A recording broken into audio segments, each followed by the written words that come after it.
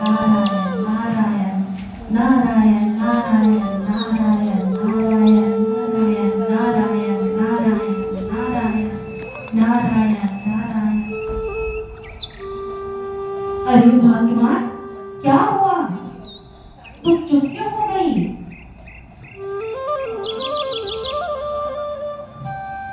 अरे भगवान, क्या हुआ? तुम चुप क्यों हो गई? भगवान नारायण का नाम लेते चलो। नारायण नारायण नारायण नारायण।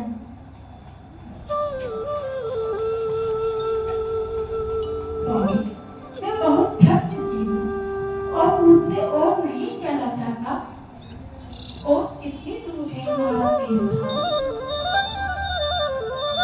भाग्यवान, बस कुछ ही दूर और चलना है। बस ये घना जंगल पार हो जाए, बस पहुंच ही जाएंगे।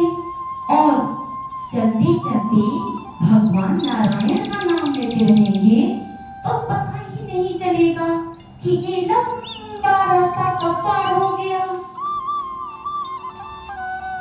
स्वामी, हम थोड़ी देर यहाँ विश्राम कर लेते हैं, थोड़ा सुस्ता लेते हैं। स्वामी, आज ये दोनों मेरा शिकार बनेंगे। देखो, इतना सोना, आज तो तेरे भारी खुल गए रत्ना। सुस्ताने की बात ना करो भाग्यवान, ये जंगल जो तेरा है, यहाँ का मशहूर डाकू रत्नाकर दिन दहाड़े यात्रियों को लूट देता है। अरे बाबा रे, तो चलो स्वामी, शीघ्र ही चलो, चलो यहाँ से, चलो। ए बुढ़िया, रुक, कहाँ जा रही है तू? चल, अपने सारे सोने जेवरात निकाल। हमें माफ कर दो, हमें माफ कर दो, भगवान के लिए हमें जाने दो। भगवान? कहाँ है भगवान? कोई भगवान तेरी रक्षा नहीं कर सकता मुझसे। चल, अपने सारे सोने दे मुझे। हम भगवान लक्ष्मी नारायण का नाम लेकर तीर्थ यात्रा पर निकले हैं, तो जैसे नामों से भगवान हमारी रक्षा करेंगे। मैं कुछ नहीं दूंगा। क्या बोला तू? तूने सोने में से तो मुझे कुछ भी नहीं देगा? नहीं नहीं नहीं, मैं कुछ नहीं दूंगा। तो तुझे मैं अभी बताता हूँ।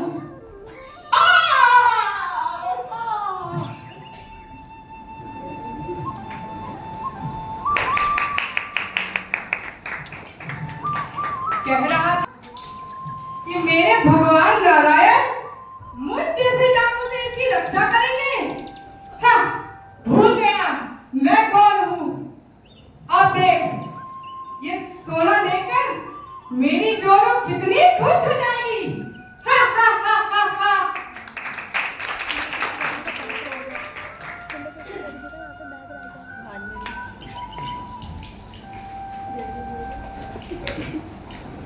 धनती, अरे बाबा, अरे माँ, देखो मैं कितना सोना लाया हूँ। देखो, हे धनती, देखो मैं क्या लाया हूँ तेरे लिए। अरे तू देख क्या रही है? पहन कर देखा, इसे पहनकर तू रानी लगेगी। बाबा, आज तो तीर्थ यात्री मेरे पकड़ में आ गए थे। बहुत सोना था उनके पास, उन्हें मारकर ये सारा सोना ले आया मैं। हा हा हा हा हा। रत्ना, लगता है तू तो मुझसे कहीं आगे बढ़ गया है। मैंने तो कभी ऐसा सोचा ही नहीं था। अरे बाबा, कैसी बातें करते हो? ये सब मैंने तुमसे ही तो सीखा है। पर रत्ना, तुम तो मुझसे अधिक भाग्यवान निकले।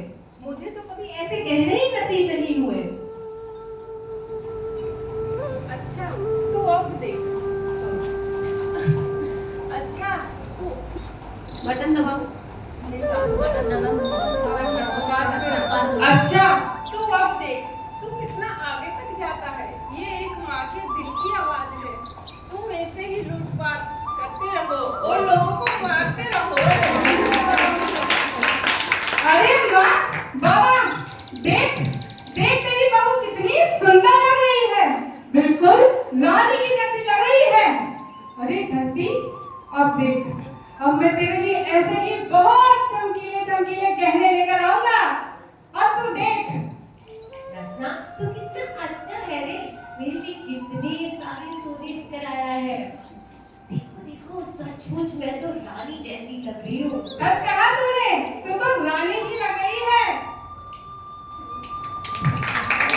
काहे रे पीर पराई जाने रे, पर दुखे उपकार करे सोए, मन अभिमान नाने रे। एक वैष्णव वो होता है जो परा दुख दुखी होता है, यानी जो औरों के दुख में दुखी होता है। तो चलिए अब आपको ले चलते हैं मिलवाने एक ऐसे परम वैष्णव से जो तीनों लोक में हरि कथा का प्रचार करते हैं और प्रत्येक जीव का उद्धार करते हैं। तो क्या आप अनुमान लगा पाए कि हम किसके बारे में बात कर रहे हैं? हरि बोल। नारद जी भाई, नारद जी हमारे प्यारे नारद जी। तो आइए देखते हैं हमारे प्यारे नारद जी। तो आइए देखते हैं क्या होता है जब परम वैष्णव नारद जी मिलते हैं रत्नाकर डाकू के साथ। नारायण नारायण नारायण नारायण नारायण नारायण। हे, रुक, कहाँ जा रहा है? रत्ना डाकू, तुम? अरे, तू मेरा नाम कैसे जानता है? क्या तू पहले मुझसे लूट चुका है? नारायण नारायण, नहीं नहीं रत्ना, ये हमारी पहली भेंट है। अरे, मुझसे छुपाने के लिए ये फूलों के गहने पहनकर आया है। तेरे सोने जेवरात कहाँ है? निकाल। नारायण नारायण नारायण नाम लेने वाले भक्त के पास केवल नारायण नाम का ही गहना है। ये सोने के गहने कहाँ से लाऊं भाई? अच्छा, तो फिर तेरे इस तंबूरे में क्या है? तंबूरे में भी नारायण का नाम ही है। सुनो, नारायण नारायण नारायण नारायण। चुप चुप कर। कल भी तो नारायण नाम लेने वाले व्यक्ति यहाँ से गुजर रहे थे। मार्ग में उन्हें रोककर मार दिया मैंने उन्हें और उनका सारा सोना लूट लिया। एक बात मैं समझ चुका हूँ, नारायण नाम लेने वाले व्यक्तियों के पास बहुत सोना होता है, तो तेरे पास भी होगा। नारायण नारायण, ये तो तुमने सही कहा रत्ना। नारायण नाम लेने वालों के पास मूल्यवान गहनों की कमी नहीं होती। यदि तुम मेरी एक बात मानो तो मैं तुम्हें इससे भी मूल्यवान चीज दे सकता हूँ। बात? कौन सी बात?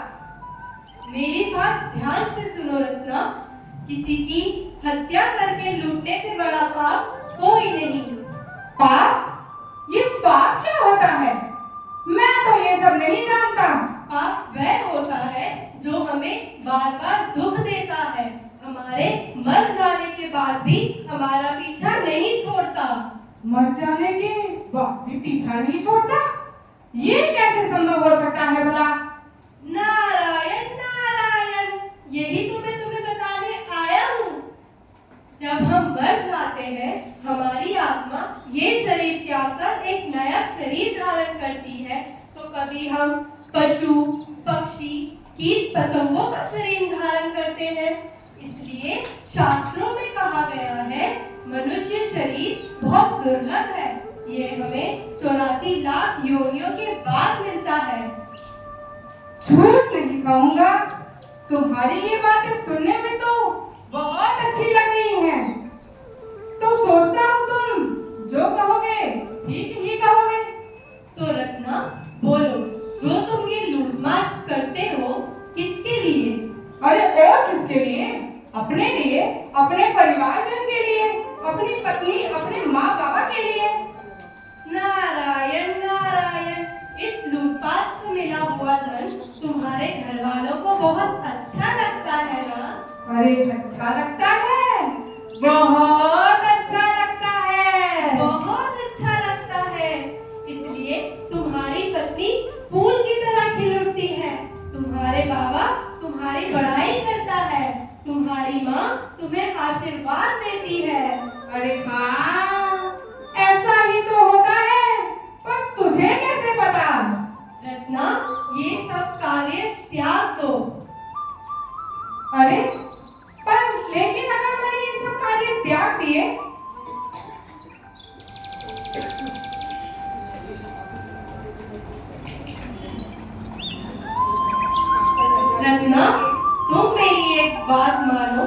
मैं सच कह रहा हूँ। मेरी बात ध्यान से सुनो। तुम इन सब लोग पाप और हत्या के पाप से जो तुम्हें लोक और परलोक में घर जाकर पूछ कर आओ, वह तुम्हारे इस पाप में तुम्हारे साथ देंगे। मुझे पहले बहुत सारा सोना देने का वादा करके अब तुम मुझे यहाँ से भगाना चाह रहा है? वो दे पहले मुझे। नहीं नहीं रत्ना, मैं सच कह रहा हूँ। मैं तुम्हें इससे भी मूल्यवान चीज दे सकता हूँ। मैं समझ गया, तू ये बहाने बना रहा है, यहाँ से भागना चाह रहा है क्या? नहीं नहीं रत्ना, हाँ तो तुम एक काम करो, मुझे इस पेड़ से बांध दो। जब तक तुम वापस नहीं आओगे, मैं तुम्हारी यही प्रतीक्षा करूंगा। तब तो ठीक है। तुझ जैसे व्यक्तियों के लिए ये रस्सी हमेशा अपने पास रखता हूँ। पर एक बात मैं कह देता हूँ, यदि यहाँ से भागने की कोशिश की तो मैं तेरे प्राण ले लूंगा। नहीं नहीं रत्ना, तुम्हारा बंधन इतना कड़ा है कि मैं यहाँ से भागकर जा भी नहीं सकता। यही अच्छा है।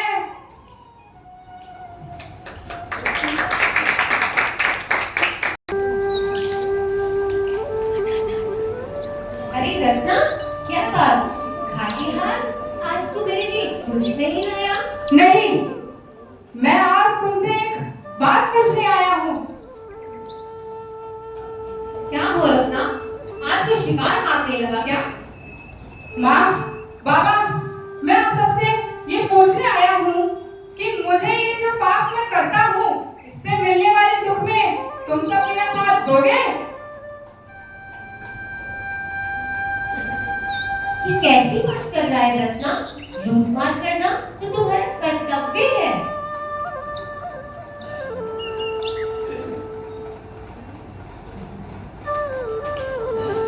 नहीं नहीं नहीं नहीं, हम तुम्हारे इस पाप में तुम्हारा साथ नहीं नहीं, हम तुम्हारे इस पाप में तुम्हारा साथ नहीं देंगे। अपना पाप और तुम स्वयं करते हो, इससे हमें क्या लेना देना? क्या तुम सब मेरा साथ नहीं दोगे?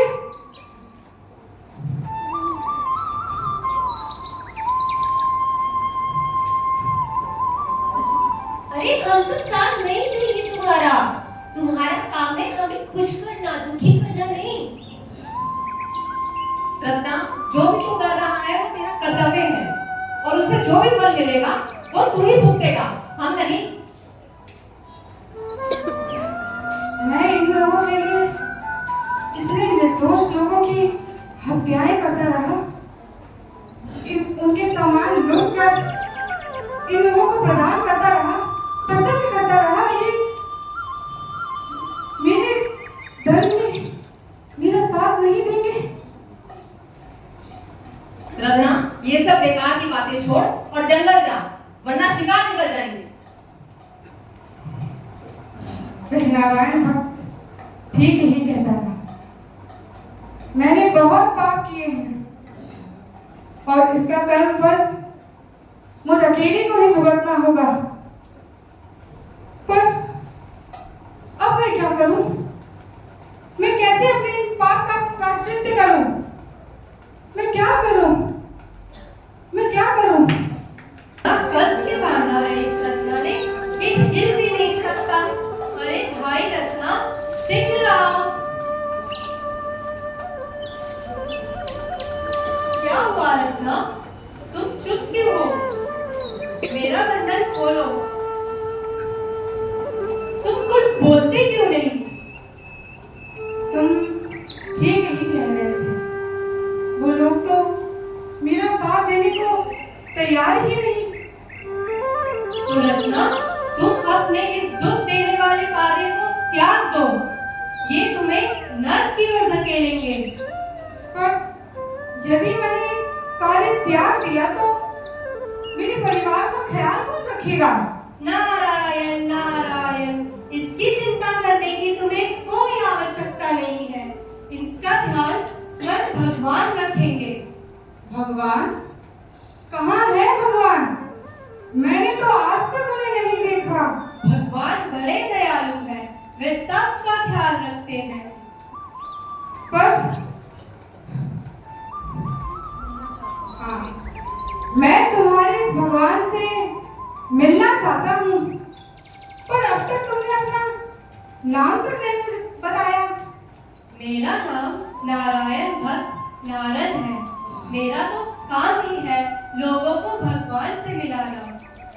मैं तुम्हें भी भगवान से मिला सकता हूँ, परंतु तुम इतनी आसानी से भगवान से नहीं मिल सकते। तुम्हें तपस्या करनी होगी। तपस्या? ये क्या होता है? ये कैसे करते हैं? मैं बताऊंगा, आओ मेरे साथ।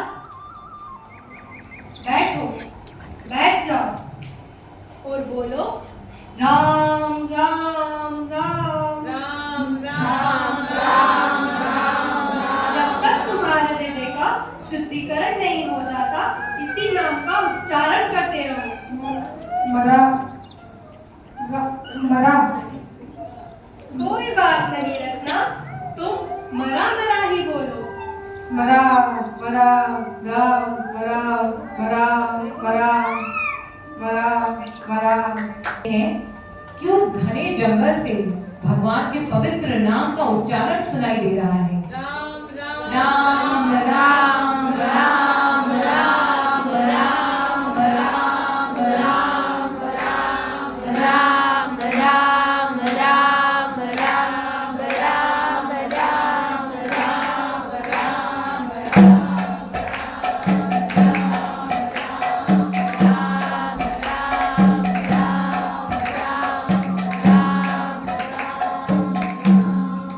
तभी उनकी नजर पड़ती है एक वाल्मीकि पर, यानी कि एक चींटियों के घर पर। तो देखिए आगे क्या होता है। उठो वाल्मीकि, उठो रत्ना।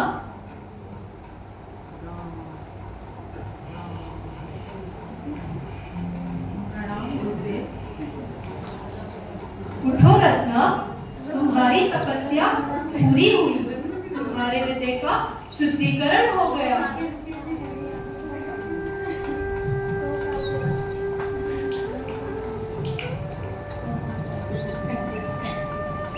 इस वाल्मीकि द्वारा तुम्हारा पुनः जन्म हुआ है, इसलिए मैं तुम्हें वाल्मीकि नाम देता हूँ।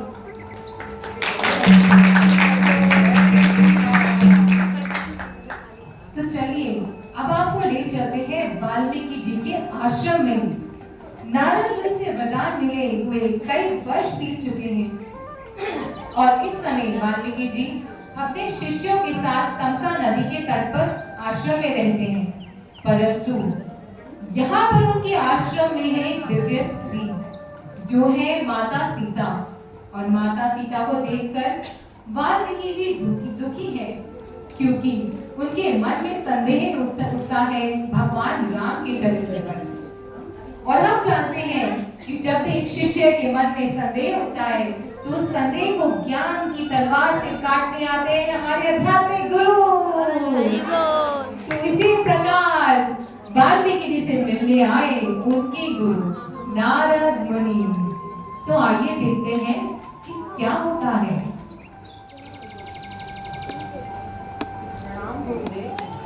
आयुष्मान भव। कैसे हो वाल्मीकि? तुम्हारी तपस्या कैसे चल रही है? गुरुदेव, मेरे मन में कुछ प्रश्न हैं जिसका निवारण केवल आप ही कर सकते हैं। नारायण नारायण। बताओ वाल्मीकि, मैं तुम्हारी कैसे मदद कर सकता हूँ? कौनोऽस्मिन् साम्प्रतं लोके गुणवान् कस्य वीर्यवान् धर्मज्ञाकृतकृष्य सत्यवाक्यो दृढ़ता। इस समय संसार में ऐसा कौन सा व्यक्ति है जो गुणी है, पराक्रमी है, धर्म तत्व का ज्ञाता है, सबके प्रति कृतज्ञ है, सत्य वचन भी बोलता है और दृढ़ निश्चयी पुरुष है। चारित्रेण च को युक्ता सर्वभूतेषु कोहिता विद्वान का स्मर्तश्च कश्चैक प्रियदर्शना। ऐसा कौन सा व्यक्ति है जो चरित्रवान है, सभी का हित के बारे में सोचता है और वेदों शास्त्रों में निपुण है, सब कार्यों में समर्थ है और जिसे देखकर सभी शत्रु एवं मित्र प्रसन्न होते हैं।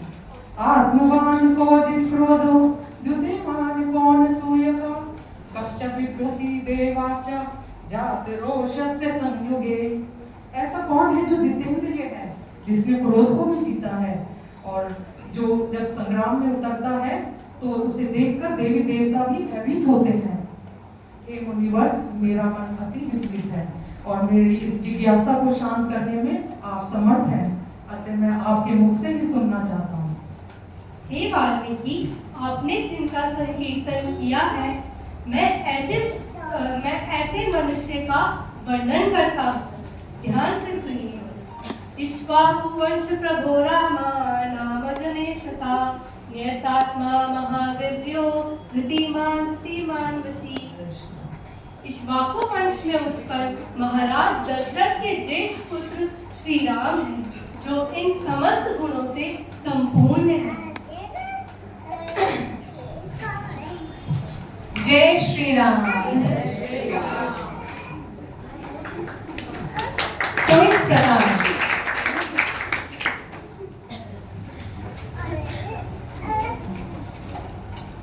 उन्हीं के वचन सुनकर वाल्मीकि जी ने भगवान राम के चरित्र पर चिंतन करना शुरू कर दिया और आगे देखते हैं कि क्या होता है।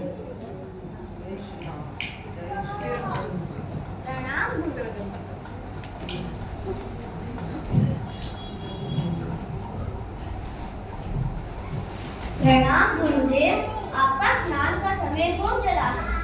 चलो भारद्वाज, तमसा नदी के तट पर चलते हैं।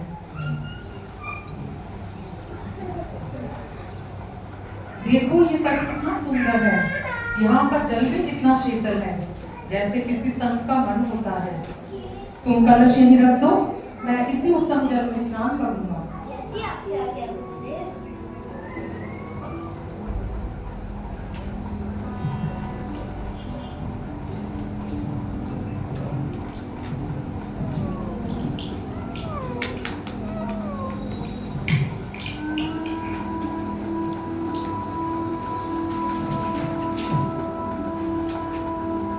करते वाल्मीकि जी की नजर पहुंची दो क्रॉच पक्षी के जोड़े पर, जो एक दूसरे के साथ सुंदर नृत्य कर रहे थे। दोनों पक्षी बहुत मधुर वाणी बोल रहे थे। वाल्मीकि जी उन दो पक्षियों को देखकर मन ही मन मुस्कुराने लगे, परंतु उसी समय एक निषाद ने अपने तीर से उस मादा पक्षी का वध कर दिया, नर पक्षी का वध कर दिया। मादा पक्षी ये देखकर विलाप करने लगी। ये सब देखकर वाल्मीकि जी ने अत्यंत क्रोध में आकर बोला, मानिशाल प्रतिष्ठाम तमगमः शाश्वती शामं यत् क्रौंच मिथुनादेव भवति काममोहितम्। हे निषाद, तुम्हें नित्य निरंतर कभी शांति न मिले, क्योंकि तुमने इस क्रौंच पक्षी के जोड़े में से एक को, जो काम मोहित था, बिना अपराधी मार डाला।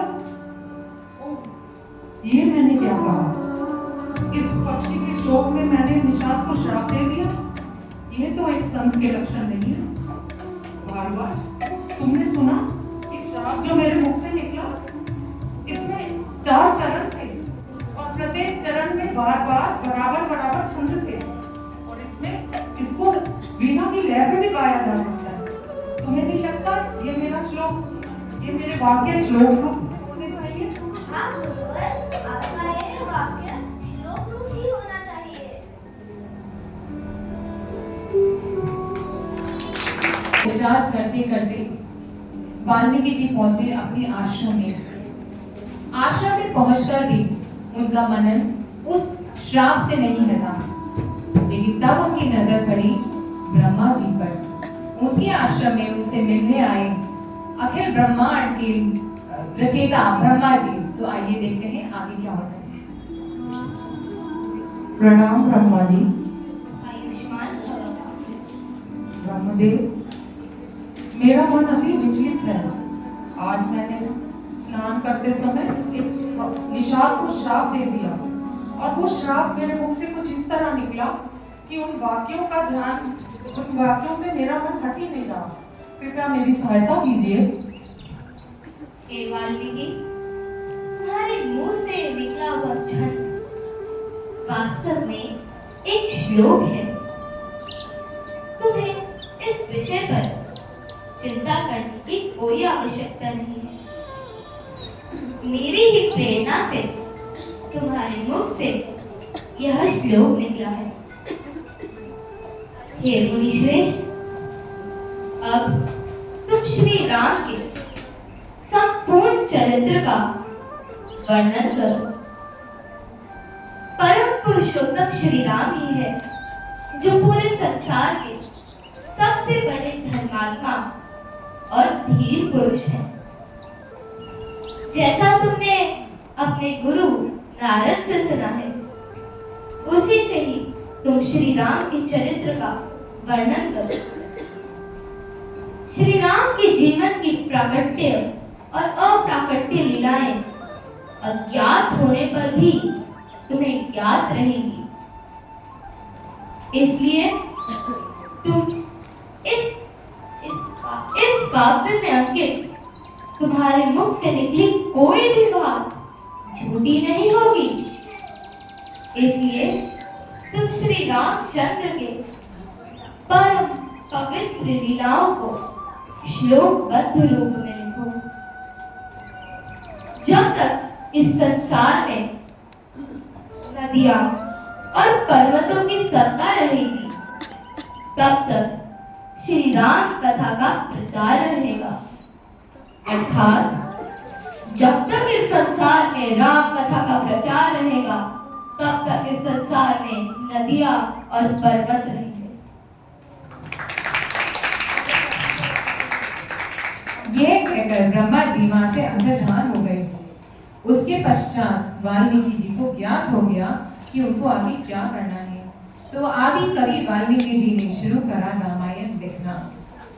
श्री रामचंद्र कृपालु भज मन भरण भव भय दारुणं नवकंज लोचन कंज मुख कर कंज पद कंजारुणं गंधर्व अगणित अमित छवि नव धीर धीर सुंदरं कलवीर मानव तड़ित रुचि शुचि मोहि जनक सुतागरं दीन बंधु दिनेश दानव दैत्य वंश निबंधनं रघुनंद आनंद कंद कौशल कंद दशरथ नंदनं यदि तुलसीदास शंकर शेष मुनि मनरंजनं तव हृदय कुंज विकास पुरुका आदि तल तल कंजनं